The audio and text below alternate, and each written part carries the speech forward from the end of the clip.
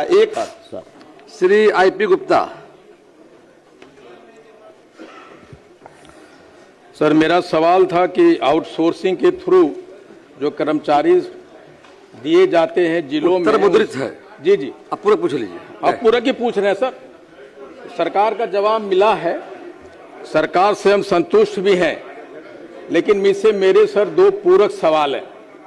पूरक ये, पहला ये तो ठीक है, सचिवालय में अगर काम करता है एक्स्ट्रा दिन तो उनको पेमेंट मिल जाता है, लेकिन जिले में सहरसा में मैंने देखा है सर, इन जिलों में एम्बुलेंस चालक हैं, गार्ड हैं, उसको 30 दिन का काम लिया जाता है, लेकिन पेमेंट जो सर्कुलर है उसके 26 दिन किया जाता है। तो इसको कैसे व्यवहारिकता में लाते हुए सरकार इस पे क्या कर सकती है? नंबर 1। दूसरा पूछेंगे सर बात। माननीय मंत्री। अध्यक्ष महोदय, माननीय सदस्य ने जो सवाल किया है महोदय कि 30 दिन काम लिया जाता है आउटसोर्सिंग के माध्यम से जो कर्मचारी नियुक्त होते हैं और 26 दिन का ही मानदेय भुगतान किया जाता है। अध्यक्ष महोदय, मैंने उत्तर में स्पष्ट किया है कि आउटसोर्सिंग से नियुक्त किए गए कर्मचारी को प्रत्येक 6 दिन के कार्य के पश्चात 1 दिन का सवैतनिक अवकाश का प्रावधान है महोदय, और न्यूनतम मजदूरी की दरें तदनुसार निर्धारित की जाती है।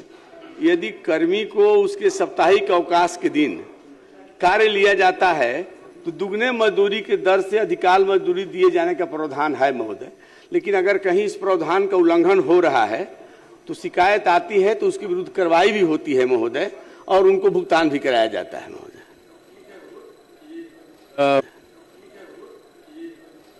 कंप्लेन आता है तो होता है। मेरा क्या सरकार इस तरह पे कोई वॉचडॉग ऐसा कुछ कर सकती है कि जो आउटसोर्सिंग एजेंसियां हैं काम करवा के पेमेंट नहीं, उस पर सरकार कुछ अल्टरनेटिव कर सकती है कि नहीं? मेरा सवाल ये था।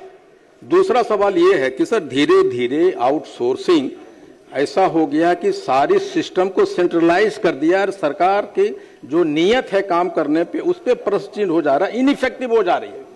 अब मेरा इसमें दूसरा पूरक ये है कि सरकार ठीक है सिलेक्शन यहां से करे एजेंसी को, लेकिन इकरारनामा उस पर कंट्रोल नहीं होता है, जिले के एजेंसियों को उस पर कंट्रोल नहीं होता, सारा चीज यहां से होता है।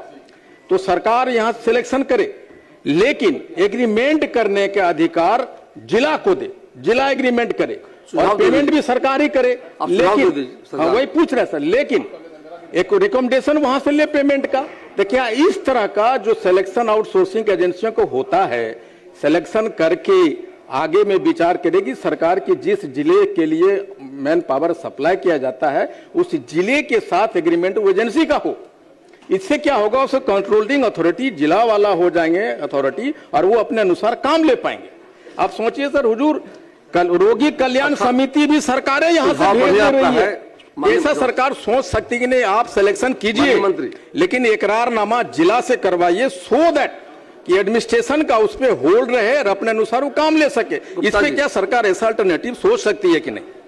माननीय अध्यक्ष महोदय, माननीय सदस्य ने बड़ा संवेदनशील मुद्दा उठाया है महोदय, और सरकार ने जो न्यूनतम मजदूरी निर्धारित किया है महोदय, और समय समय पर इसका पुनरीक्षण भी होता है महोदय, तो जो काम करने वाले कर्मी हैं उनका न्यूनतम मजदूरी मिले और जितना घंटा काम निर्धारित है उतना ही घंटा काम लिया जाए महोदय, ये सरकार चाहती है।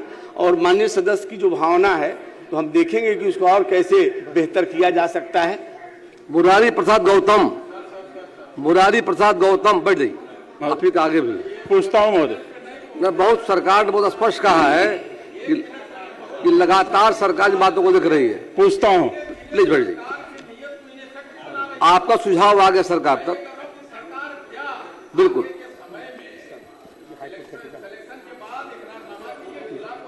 करेगी कि नहीं, इस पे मैं मेरा सरकार विचार करेगी। माननीय पूछता हूँ महोदय। अन्य मंत्री। अध्यक्ष, हम पर्यटन विभाग को हस्तांतरित